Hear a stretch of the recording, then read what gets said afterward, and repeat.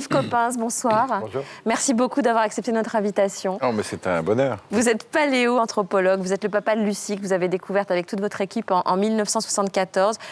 Nous avons fait appel à vous ce soir parce que depuis 30 ans, vous colportez une parole dont le sens n'est pas forcément relayé. C'est un petit peu comme si cette vérité était taboue.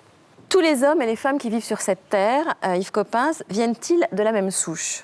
Absolument, absolument. Tous les premiers hommes sont apparus en Afrique. Et depuis les premiers hommes, on considère qu'il y a eu 100 milliards d'êtres humains sur la Terre. Et les 100 milliards, comme bien sûr les 6 milliards d'hommes d'aujourd'hui, viennent tous de cette souche, de ce berceau tropical et africain. Tous nos ancêtres étaient africains. Tous nos ancêtres étaient africains. Nous sommes tous africains, Karine. Bah oui, moi je le sais en revanche.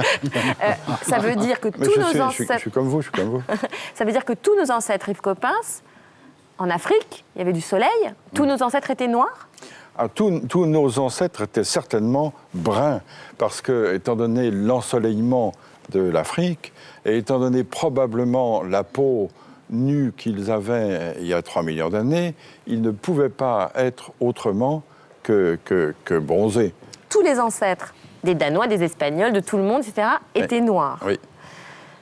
Pourquoi ça ne se sait pas, à votre avis ? Vous le dites, vous, depuis 30 ans ? Ben, oui, mais ma petite voix ne porte pas suffisamment. J'ai une voix confidentielle. J'imagine la tête du monsieur hyper raciste qui est en train de regarder, qui fait non. Pas vrai. Ouh là, demain, vous allez avoir du courrier.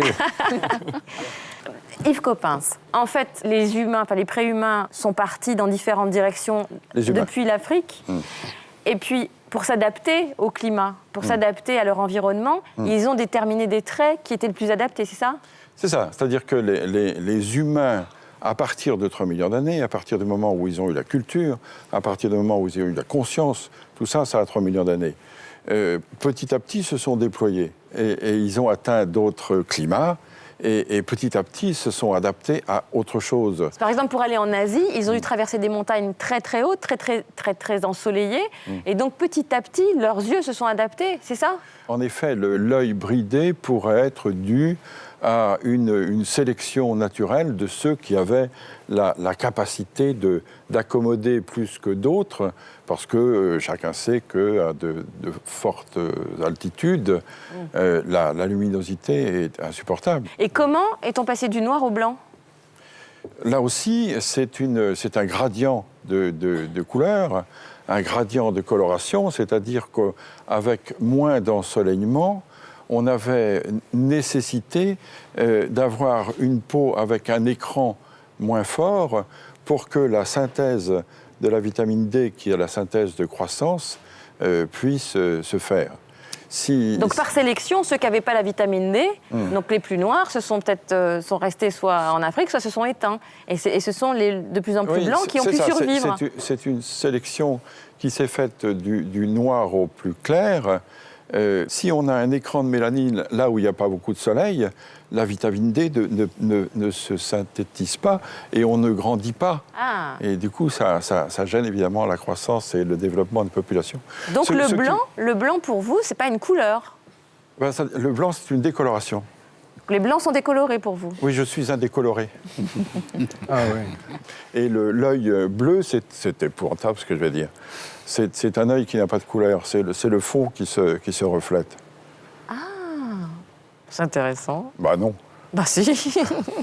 Merci beaucoup Yves Coppens. Et je voulais ajouter quelque chose qu'on ne sait peut-être pas assez. Vous savez qu'aujourd'hui, les 6 milliards et demi d'hommes qui sont sur la Terre sont 6 milliards et demi d'Homo sapiens sapiens. Or, dans la classification, notre classification scientifique, le genre Homo, c'est le genre humain. Le premier sapiens, c'est l'espèce sapiens, et le deuxième sapiens, c'est la race. C'est-à-dire on est tous Homo sapiens sapiens. On peut être tous racistes, ça n'a pas d'importance, puisqu'on est tous de la même race. Donc il n'y a qu'une race. Ah oui. Il n'y a qu'une race, oui. Donc oui. scientifiquement, Yves Coppens, les races n'existent pas. Oui, c'est ça. C'est-à-dire que scientifiquement, les races de 36 000 animaux existent toujours, mais en ce qui concerne l'humanité, il y a pour le moment sur la Terre une seule race humaine, qui est la race sapiens, de l'espèce sapiens, du genre Homo. Merci beaucoup Yves Coppens, merci beaucoup José.